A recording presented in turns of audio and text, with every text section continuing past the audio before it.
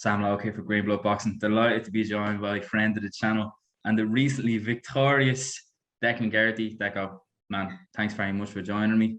I do appreciate it. Before we go anywhere, congratulations, you're back in the ring after 2 years out. Obviously, not ideal in a lot of ways, but we'll get into that. But yeah, congratulations, man, and nice to see you back in the ring. Thanks very much, Sam. Thank you, and glad to get the interview in with you. Thanks very much. Fair play, man. Yeah, I mean, look, I don't think there's any point in starting anywhere else. I mean, you were supposed to fight David Rajuili. It was going to be, it looked like it was going to be a good, decent fight, one that you were a favorite in, but, he looked like he was a half decent opponent. And last minute, he just, he pulled a wobbler about the gloves. Do you want to just tell us what happened? I came over with a set of gloves, I did, and the promoter had a set of gloves, so there was 4 actual gloves on the table. He was moaning all the way through we got there, say, Thursday, the way into Thursday, he was moaning, Friday he was moaning, and then the fight came Saturday, and he was moaning.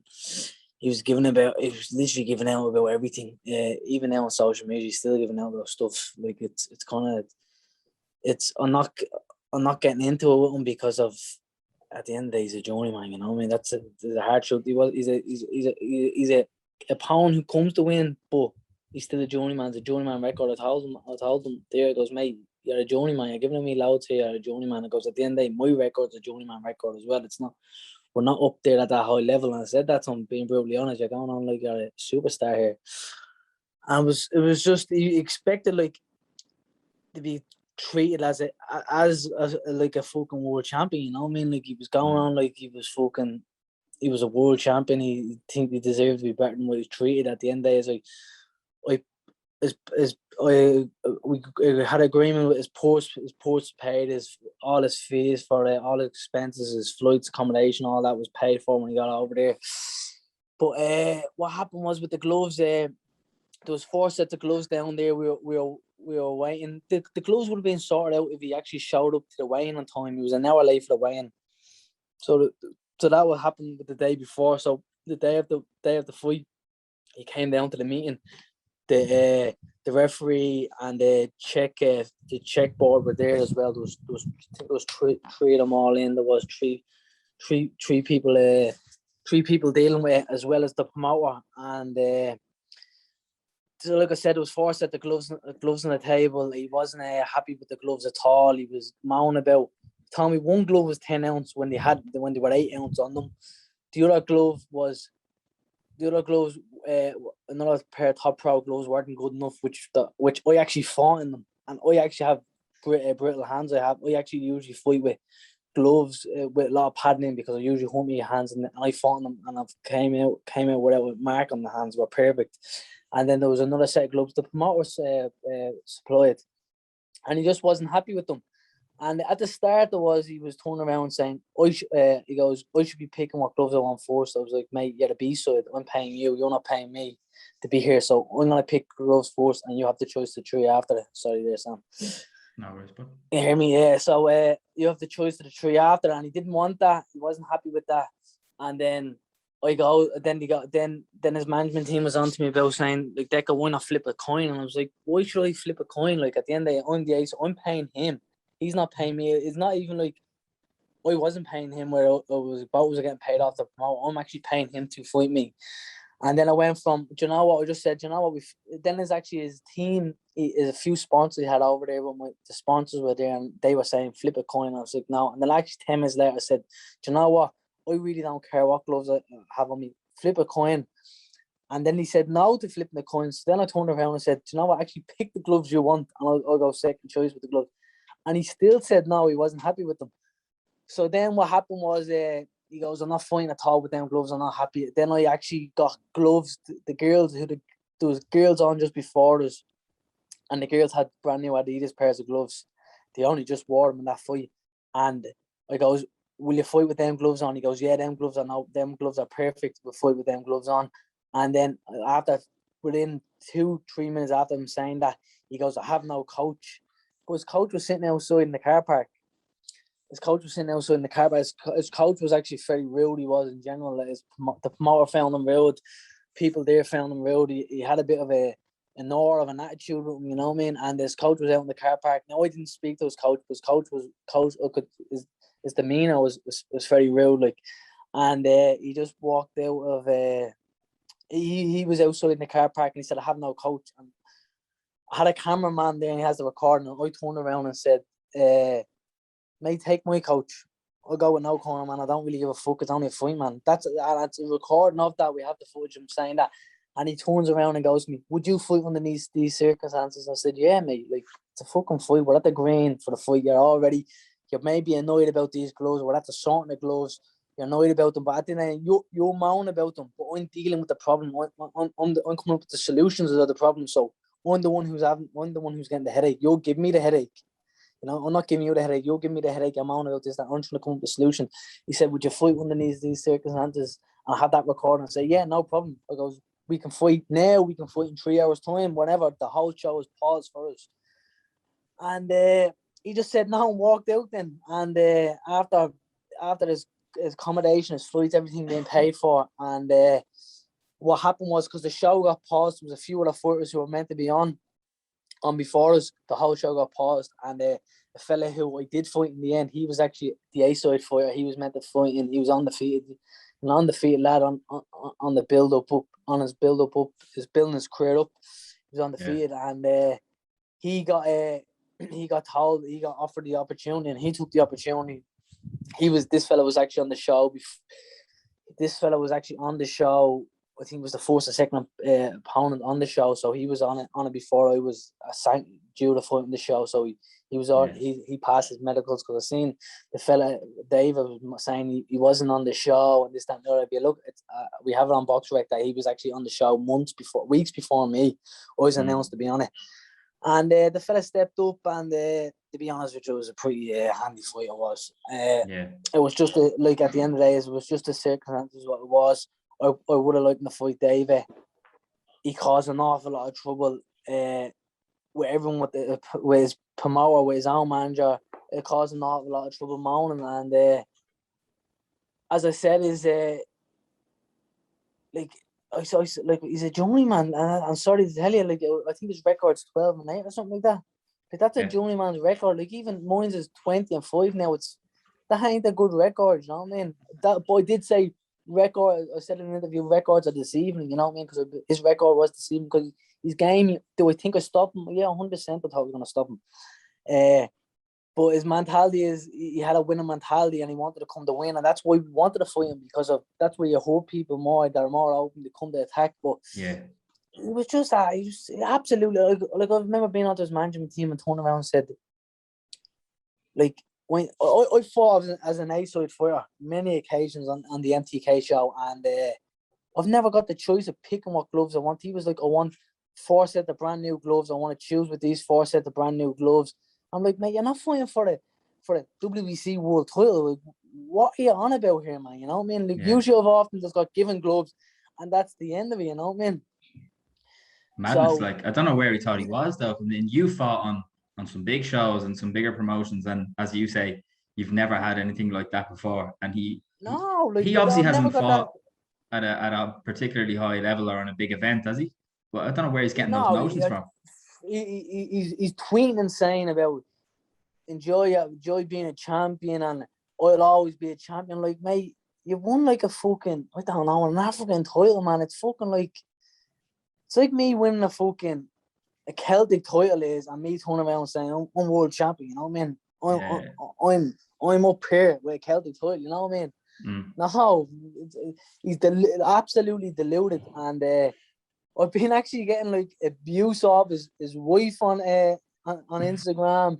He's been tweeting fucking, yeah, mate. It's just, mate, you know, it's embarrassing, because the hard truth is, I wouldn't mind his team, his sponsors were there, and they were telling me at the start about flipping the coin.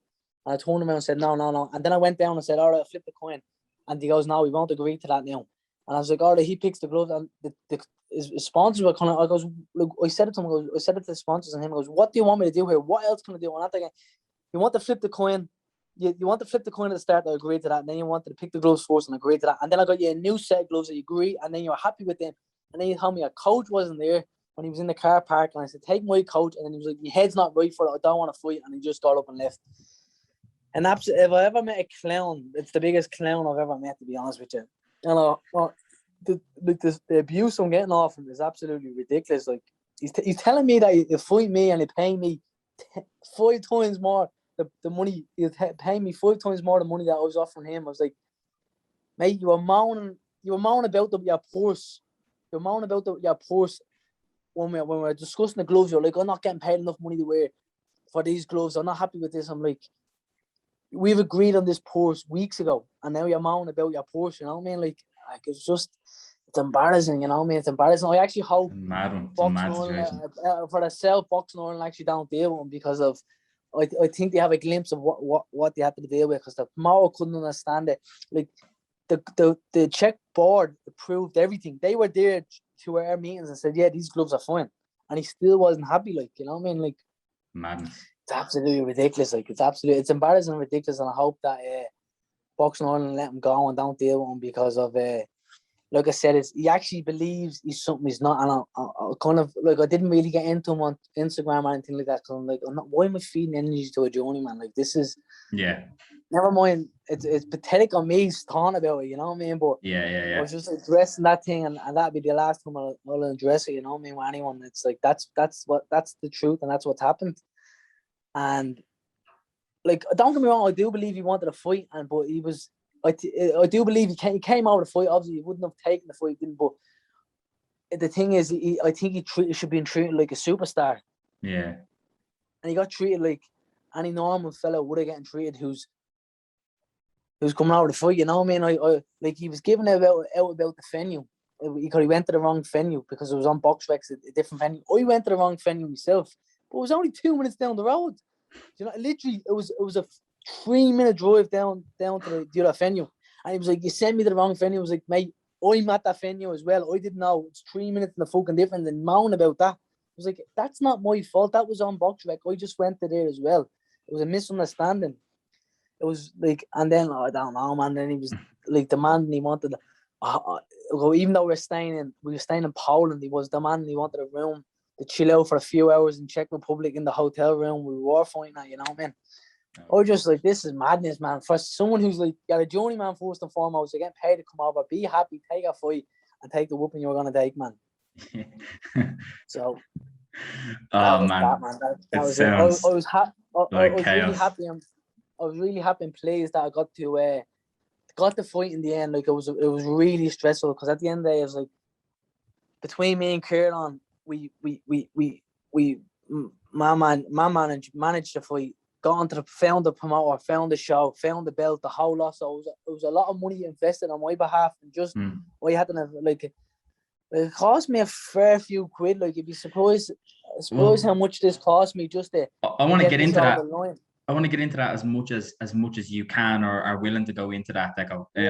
What is the story with the money in a situation like this? So you're saying, kind of, which is something I've come across before, especially with guys like talking to kind of Leonard Gunnan from Boxing Ireland Promotions and stuff. You hear about this kind of at this level, you know, you paid him to come over and fight you. So what's the money breakdown there? Like, for example, did you make any money out of this? Because I know it's quite plausible that you wouldn't even get paid. No, it cost me thousands for this fight. Believe it or not, it cost me thousands. And you didn't walk away with a purse. Not even a cent. It cost me a lot of money. Like, it cost me a lot of money. You know what I mean? Like. So where does the money come from to pay for all that? Well, I'm working full time. You know what I mean? I work full time. I just save my ass off, man. All right, so it's coming literally out of your own pocket, as in not. Oh, out of my own pocket, yeah, out of my own pocket, working full time and just save me money, work my ass off. I was sitting around waiting for a fight off MTK, and they will come up with something. But I said to myself, listen, I knew it wasn't out in September. I said, why not?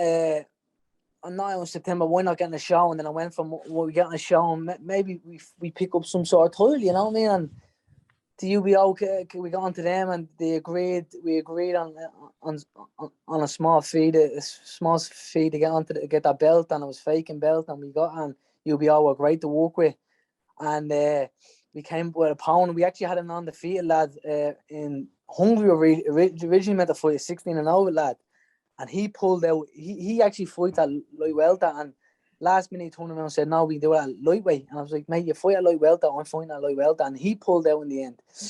And then we got David there, and in that situation, then we got the other opponent. So yeah, it was just down to sponsors, and then literally my own money, man. Working and just saving money, man. Simple as working a job, and it's hard work, man. But at the end of the day, I said to myself, I'd rather fucking spend a few quid and invest in myself and have a belt on the mantelpiece, you know what I mean, in the end, than just going out and fucking drinking, you know what I mean, or going out on holidays or some shit and just wasting money, you know what I mean?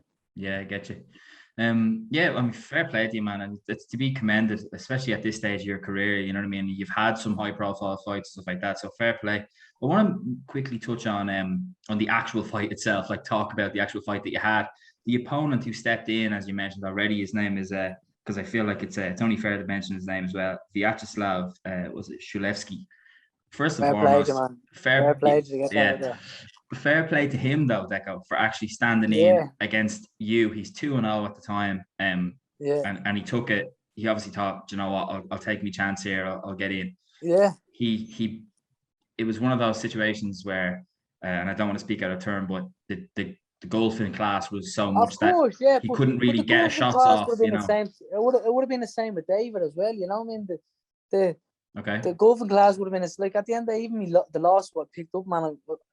Any other day, I expect to be every single one of them, and I reckon they'd all reckon if they took a fight with me, they would all believe it's a good 50-50 fight. You know what I mean? I don't think they'd all believe this is an easy fight, and I believe I would beat them. You know what I mean? I believe I fancy myself anyone at world stage. So the golden clavian with David would have been different. You know what I mean? But this is what we got passed on with, and this is the situation we had out because David did a fucking fuck up thing and a really fucking snaky thing, and when he was leaving, when he left, he just went between his fucking head and his tail, and then he fucking then he's piping up on social media and like, oh, mate, you know what, you're embarrassing. He was on the live stream on the Fighter 365 live stream. I know, he was watching it. It was bizarre. Like, saying he wished me the best of luck and all that, you know. And now he's giving the grief because of he's getting a bit of people are annoyed with him after what he's doing. At the end of it, like, he cost money just to bring over, and then he just fucked up the whole situation. Like, you know what I mean? For someone for thinking he's a like the treatment he was looking for is I wouldn't be expecting to get unless I was on a matchroom show. You know what I mean? Where I was coming in with a good few wins and bringing something to the table the way he was trying to get. You know what I mean? Yeah. But it is what it is. The opponent, fair play to him stepping in. Yeah. Talk to me about the fight then. Talk to me about how it went. Just an undefeated lad. Like, at the end of the day, is like, you know, you're saying he's only 2-0, but he doesn't know how to lose. You know what I mean? That's a winner's mentality alone. You know what I mean? I expected to come and win, and he was a good, tough, solid opponent. You know what I mean? He was more sturdy and bigger than me, I found. But yeah, I did a good camp. And I was fit and ready, and I got the job done. I got the stoppage in fifth. I really worked the body well. Yeah. You know what I mean? So it was good. It was just a nice walk, you know what I mean? And that's that, you know what I mean? Was it more important in the end of the day just to be able to get out? I mean, you got basically you got into the ring and you got out and you got to throw some punches and you got to be under the lights again. It was nice just to get in the ring and throw a few punches. At the end, it was 2 years, and it's been a long 2 years, not only for me, for every other person, not just boxing with this COVID problem, but a stage of like, what am I gonna do? Where am I gonna go? And I was like, you know what? Let's start fucking investing back in myself, pick a few belts up on the way and see what comes out of it, you know what I mean? So, like, at the end of the day, I still like to pick up the Irish title this year. Yeah, that'd be good. You know what I mean? Like, I said to Leonard, I was talking to Leonard, and Leonard on the phone, he was like, what's going on? I sent him the other set of gloves. What happened? And I said, Dave accepted these, but he still walked out. And he goes, Leonard was nice enough to say, Declan, can we do anything to help out after what that happened? I goes, if you have a show up north, stick me on a show against one of your boys. I'll go as the B-side. I'll do a deal with selling tickets. I'm probably pay for one of his opponents to fight me. You know, do a ticket deal and me ticket money what I get. Give a post to one of his opponents. You know what I mean? Maybe fight for the Irish title. So we could see if I'd still like to fight for an Irish title. I'm in talks now. I still believe MTK are going to come in with a big fight before the end of the year. Is definitely. And then the promoter who I worked with the last fight, I'll be looking at on one of his shows again soon, maybe to get out and Nice. maybe fight for another title or defend the UBO belt or something down the lines of that. Brilliant.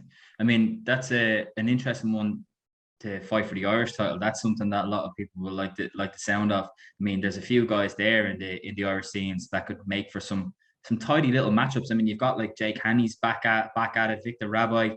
You've got some decent names there at light welterweight. Victor, as far as I know, Victor won't be able to fight for the Irish title because he wants to fight Ray Moylett, doesn't he, in America? But I don't think he can fight for the Irish title because of I think there's a bit of a problem with his license. He doesn't have a BU license, so Victor would be out of the equation. You know what I mean? Victor is a good friend of mine, and I'm sure Victor would be game to fight me. It would be good to fight each other.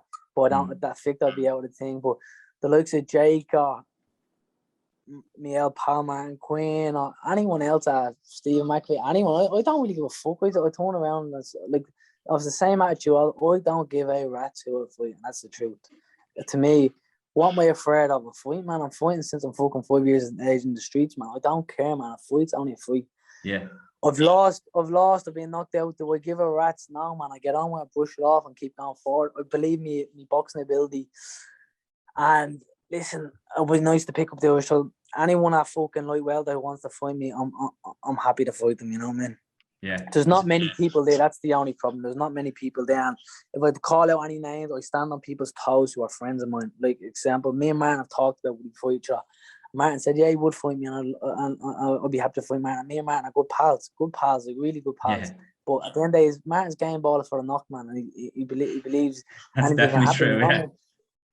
But I know he has a fight now up in the north himself, as far as I know, or he's going to be having a fight up in the north soon. So, whatever, like whoever it is, I'm happy to fight. You know what I mean? And whoever can get past the fight for the BO, I would really like to fight for the license or fight for the belt, but will it happen? I don't really know, and it's not really in my control. Fair enough. I just know that you versus Jake, or you versus even Martin in Dublin on the Boxing Orange Promotion show towards the end of the year could be a big one. Could be very viable. Yeah. I'm sure Jake would be getting ball. Yeah, I'm sure Jake would be getting ball as well, or anyone else they have. Like I said, I don't go rats on most boxers' mentality. That's what I was even saying today, saying about the Davis situation. I do believe he wanted to fight. I'm not saying like he bottled it there and then. I'm saying like he was pissed off. He wasn't getting treated like a fucking celebrity, you know what I mean? Which he shouldn't have been. He got treated the way he should be getting treated, you know what I mean? Yeah. And he wasn't happy. So like most fighters, like people call boxers shitouts or this, that, and no, mate, they spar day and day out, get punched in the face. No different from sparring and fighting, besides the little gloves on a few crowd there. But like most boxers fight anyone, like to be honest with you, of my mentality has always been, that's probably a bad thing in the stealth. I don't give a fuck who I fight because of, I should probably be a bit more smart and pick my fights. Like after losing the Marco in the fashion I did with the weight drain and being knocked out and being literally fucked at the weight, I should have really not been looking to jump straight in with Archie, who's on the verge of fighting a world title. But at the end of the day, even that was easy work at one stage. You know what I mean? That was easy work at the start of the front until I got caught with a punch. So maybe it's about being a bit smarter. But that's why I'm investing myself now and then trying to pick a few right fights what I think are good for me and see what we can come up with. Well, that's exactly what I wanted to ask you, is what kind of trajectory you're looking to take now? Is it that it seems to be that you're thinking, do you know what, let's make the most of this last dance, as you put it. Let's actually try and build, just try and get a few wins and then be ready for a hard fight. When I get an opportunity for a hard fight, that I actually can win the hard fight. You know what I mean? That's exactly what this is. This is the last dance. And that's what it is. It's just to pick fights what I believe. Like then again, when all the fights I've lost, I believe is going to win them. I never once thought I didn't, but maybe a little bit more easier fights and build it up.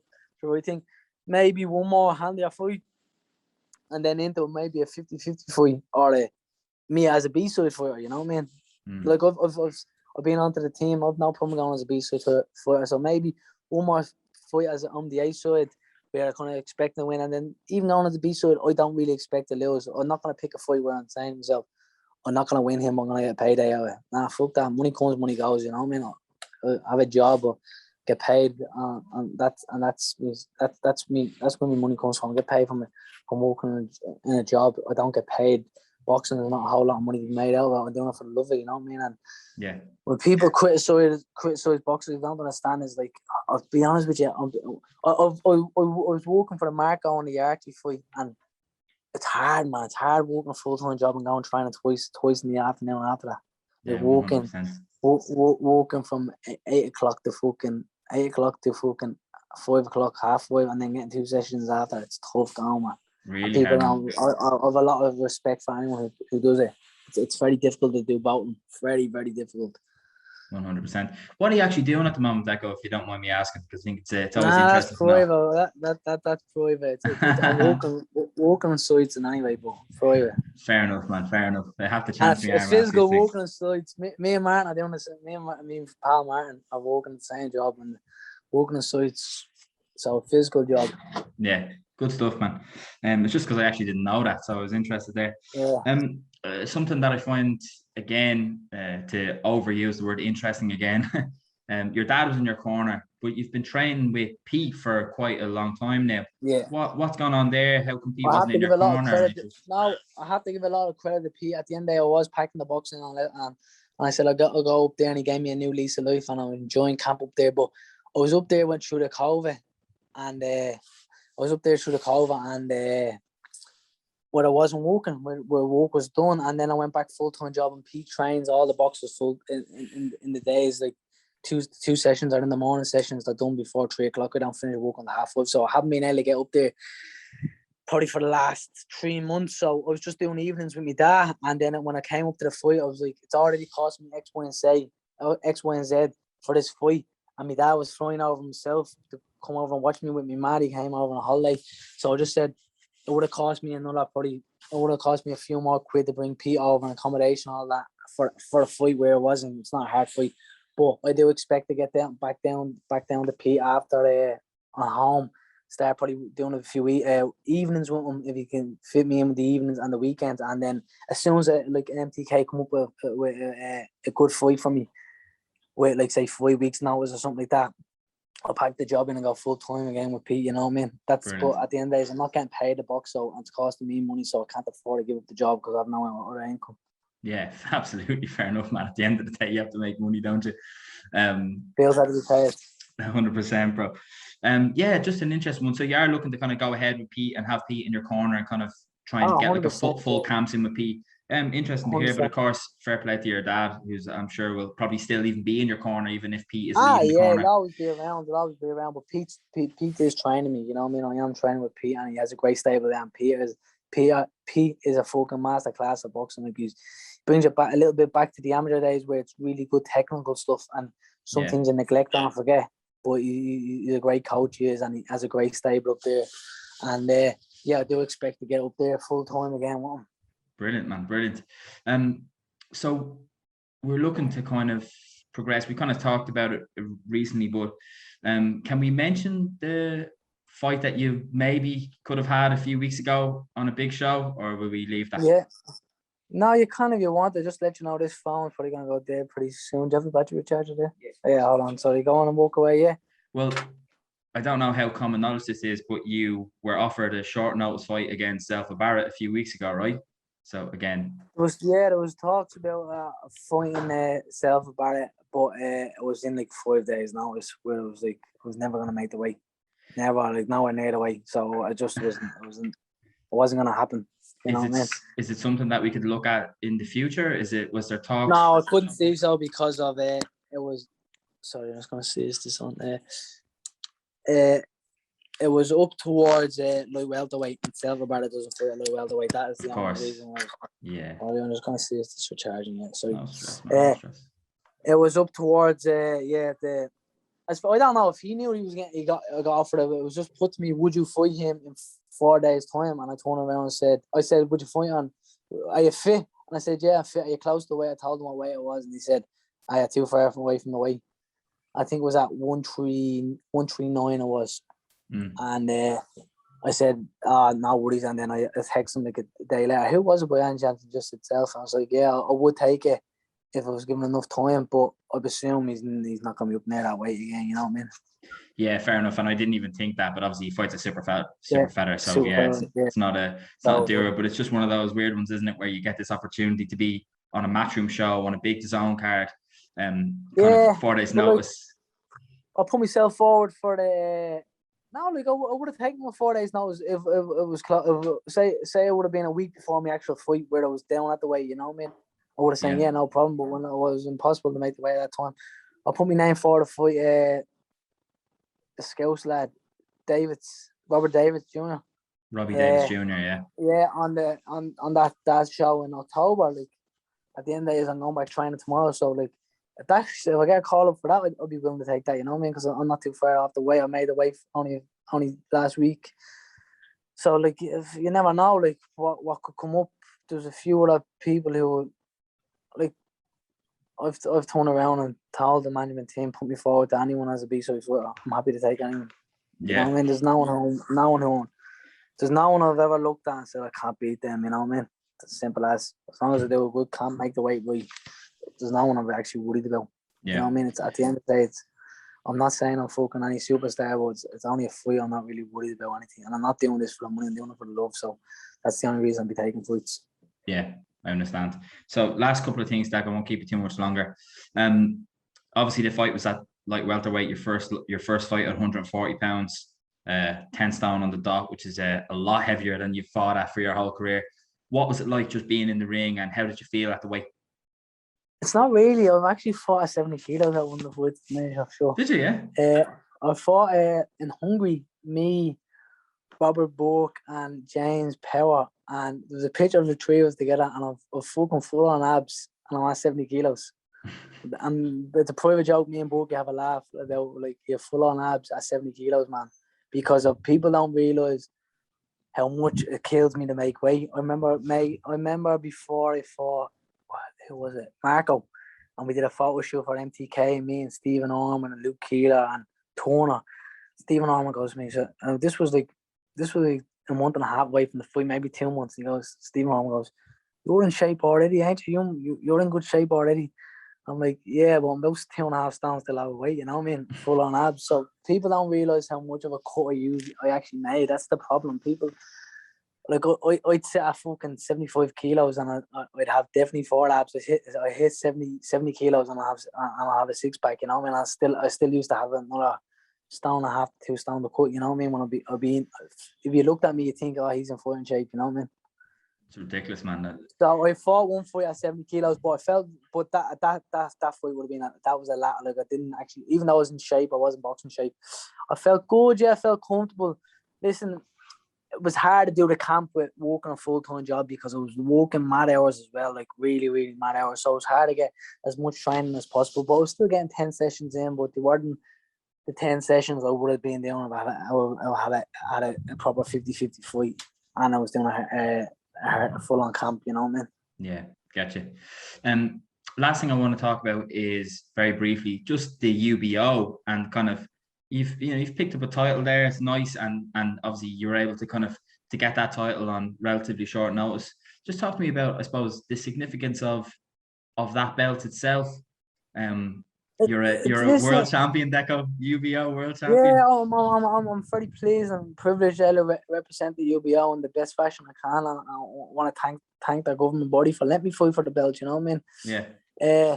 I understand it's now WBC, WBA, IBF, or WBO, but I'm still pleased and privileged to represent the UBO, and they've been nothing but great people to work with. Really have been respectful, really good people to work with. No issues, straightforward people to work with. You know what I mean? And like, it was just nice to pick up a belt, and I want to thank them again. You know what I mean? And yeah, like I said, it's like it's a beautiful belt, to be honest with you. It's nice. Solid as a rock. Yeah. It's solid nice as a rock. It's heavy as fuck. It is. It's a beautiful belt. It is. It's a beautiful motherfucking belt. And I want to thank them again. So I'm privileged and happy that I'm able to represent them, and I hope we can do it in good fashion. And hopefully there's many more belts to come before I pack it in. You know what I mean? Hopefully, in my head, definitely one more before the year. Another title fight. Possibly 2. Deadly, man. Well, the Irish title one I have to say now, that's a route that I really like the sound of. Yeah, the Irish Against title. another Irish guy, it'd be amazing. Yeah, please God, please God. Like I said, if there's anyone here in the woodwork at 140 who fancies a knock, hit me up. You know what I mean? We can have a private DM. At the end of the day, there's no one in Ireland who I don't like. Yeah. You know what I mean? There's no one I don't want to see do well. You know what I mean? There's so much talent coming through. There's so much talent coming through on all levels. But there's no one I don't like, and there's no one I want to fucking give stick or want to smash their head in. At the end of the day, it's only if I want to pick up the Irish. I'm sure they want to pick the Irish. No problem. Let's have a knock and shake hands at the end of, you know what I mean? So there's no one here I don't like, and Deadly. so there's no so if anyone at 140 or who's at welterweight wants to drop down to 140 or lightweight wants to come up, fancies a chance, wants to fight for the belt, let me know. We can get onto mail and see can we get past, and hopefully we can get something going, because of the belt's faking for a long time. I do believe it's like, even looking now, like Phil Sullivan Jr. is basically at the pack in. He should have definitely won it at some stage. You know what I mean? He was the man at 140, and Big Tyrone McKenna is at the pass now. He's on the verge of fighting for world titles now. So anyone's there who wants to fight for it, I'm happy to fight for it. I do believe the Irish belt is a beautiful belt, and it deserves to be represented with pride, and it should be worn instead of being idle. Yeah. With many other belts in that division, you know what I mean? Yeah. 100%. Some people have had it easy. Some people had it easy picking up belts. Like, I know Tennyson won at featherweight, and he fought a fucking nobody as far as I know. And then I fought Tennyson, who fought for a world title at super featherweight for us. So I had a really hard, and he had a really hard fight for the super featherweight one. But some belts have been easier than others. But there's no reason that there's anyone at 140 fancies a knock, and we go for a point afterwards. Deadly, man. Sounds great. Do you know what? I will just very last thing. You've been followed around by Fighter 365, who are obviously kind of documenting your journey over the last while. Briefly, just talk to me about that. What's that like, being kind of having a cameraman around, kind of following you around, and that's class, man. The little kind of mini doc series. It's really cool. Yeah. They're really well produced. And just talk to me about that really briefly. They're great produced. The man's a magic man. He knows what he's doing. He's fucking. If anyone's not following the page, give a page a follow. He's absolutely brilliant. At Fire.365, right? At Fire.365 on Instagram. Yeah, he's a gentleman. He knows his shit, man. He's fucking really good. He has a passion for combat sports, and we more than like I say, a working partner, more of a friendship I have, you know what I mean, than a working partnership, you know what I mean. I wouldn't say it now just through the boxing. Now we class him as a good pal of mine, you know what I mean, and we keep in touch, and he does great things, and he helps me out an awful lot, and if any way I can help him out, I'm there to help him out. He did a brilliant documentary about me at the start of the year, I think. A really open heart documentary where he kind of dragged it out of me, where I wanted to talk about things, but he kind of got out of me better than he put it across better than what we did. I remember doing the interview. I remember I did the documentary at the start of him, and I was getting annoyed, and I said, I can't do this shit, man, and he just put it together brilliant. So that's been really good to have him, and have him there, and then have him for me fight as well, and hopefully for many more fights I'll have him beside me, you know what I mean. And then we have there's a TV show I will be on this year at some point. Can't say what it is or what it's gonna be, but that's gonna be another something what's different from boxing, you know what I mean. So that'd be something for everyone else to keep an eye out on. Class, man. Well, I look forward to hearing a little bit more about that. Deco, I won't take any more of your time, man. It's 12:30 where you are. Jesus. I really appreciate you giving me the time, man, as always, as you always do for me. So I personally was delighted to see you back, just to get back in the ring and see you box again. So fair play. I was really overwhelmed about the amount of support I got on fucking Instagram. Was absolutely unbelievable. I remember showing Fighter 365 me DMs and fucking, it was just absolutely flooded. It was more flooded than I had any other fight previous, you know what I mean? That's how much flooded. People just wishing me the best, and it was really nice and really appreciated, and I really do thankful for everyone who reached out for me. I really want to thank, before we go, Kieran McGover for all the hard work he's put in to help me get this over the line. He's stressed, and he's not. He doesn't need to be stressed. He's getting nothing out of it. Like, I'm stressed, but I'm getting the fight and a belt. He's stressed, and he's getting grey hairs for just helping pal out. I want to thank MTK for letting me fight. I want to thank the UBO for letting me fight for the title, and I want to thank the promoter Martin for the hard work to help me help to get the fight done as well. So I have a lot of people to thank and I'm grateful for. And like I said, this is the last dance, and we will see what happens with the roll of the dice. Class, man. Look, thanks very much for your time, Deco. I really appreciate it, man. And we will definitely catch up again, and I can't wait for the next one. Thank you, Sam. Thank you so much, Deco.